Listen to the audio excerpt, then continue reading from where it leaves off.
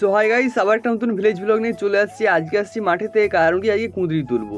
আর দেখো ঠিকঠাকভাবে সূর্যমামা এখন ওঠেনি, কারণ কি প্রচুর যা রোদ গরম পড়েছে, সেই কারণে সকাল সকাল চলে আসছি। কুঁদরি বিক্রি করার প্রসেসও তোমাদেরকে দেখাবো, আর ক টাকা করে বিক্রি করে পয়সা করি সেটাও তোমাদেরকে দেখাবো। তো তোমরা ভিডিওটা দেখতে থাকো বন্ধুরা লাস্ট পর্যন্ত। আর দেখো এখন চলে এসেছি বিলেতে, আর দেখো এখানে কুঁদরি লাগিয়েছি।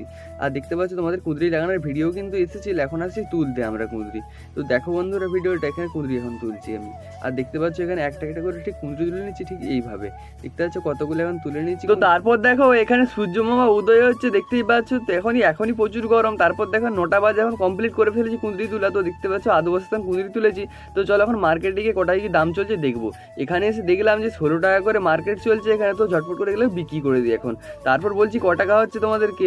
আর দেখতে পাচ্ছ এখন কাঁটায় চাপালাম, এখানে দেখছি 33 কিলো হয়েছে। আর ক টাকা করে দাম বলে দিচ্ছি, 16 টাকা করে 33 কিলো। তোমরা হিসাব করে নিও বন্ধুরা, অনেক টাকা হয়েছে কিন্তু 500। তৎক্ষণকে ভাই